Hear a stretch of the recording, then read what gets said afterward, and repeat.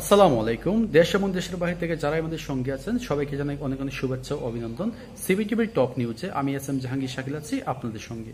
প্রিয় দর্শক, চুনারঘাট মাধবপুরের সংসদ সদস্য এবং সারা বাংলায় আলোড়ন সৃষ্টিকারী ব্যারিস্টার সাইদুল হক সুমনকে হত্যার হুমকি দেওয়া হয়েছে। এজন্য উনি থানায় একটি সাধারণ ডায়েরি বা জিডি দায়ের করেছেন।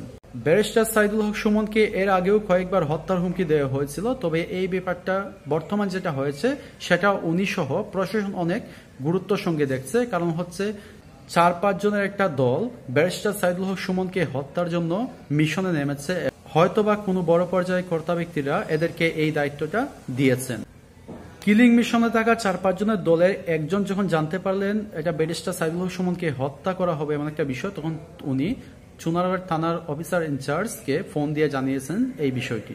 প্রিয় দর্শক, আপনারা ইতিমধ্যে অবগত আছেন যে বাংলাদেশের ব্যাংকগুলোর যে বেহাল অবস্থা, বেহাল দশা সম্পর্কে আমরা প্রায়শই দেখতে পাই যে অনেক মানুষ কিন্তু ব্যাংকে যান ওনাদের আমানত ফেরত নেওয়ার জন্য অথবা জমানতের টাকা তোলার জন্য, কিন্তু তারা আসলে সেটা তুলতে পারতেছেন না।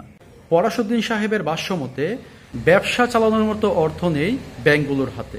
আবহাওয়ার বিরূপ অবস্থা দেখছে ভারতীয় উপমহাদেশ। আমরা প্রায়শই দেখি যে অতিবৃষ্টি, অনাবৃষ্টি, খরা, ঘূর্ণিঝড় সহ বিভিন্ন প্রাকৃতিক দুর্যোগে আচ্ছন্ন হচ্ছে এই ভারতীয় উপমহাদেশ। হঠাৎ খরা, হঠাৎ বন্যা ইত্যাদি ইত্যাদির পরিস্থিতির সঙ্গে প্রতিনিয়ত সম্মুখীন হচ্ছে এই ভারতীয় উপমহাদেশ। কিছুদিন আগেও কিন্তু দিল্লিতে ছিল প্রচুর পরিমাণে তাপপ্রবাহ, কিন্তু তাপপ্রবাহের পরপরই শুরু হয়ে যায় প্রচুর বৃষ্টিপাত। এই বৃষ্টিপাতের পরে যে বন্যার আকার ধারণ করেছে তা বিগত 88 বছরও দেখেনি দিল্লিবাসী। মোবাইল ফোন চার্জিং এর ব্যাপারে আমরা অনেকেই কিন্তু অবগত নেই এবং আমরা অনেকে কিন্তু একটা বেখেয়ালি ভাবে চলাফেরা করি। মোবাইল চার্জিং এর ব্যাপারে যদি আমরা অবহেলা করি তাহলে ঘটে যেতে পারে বিপত্তি। থাকতে হবে আমাদেরকে অবশ্যই সতর্ক।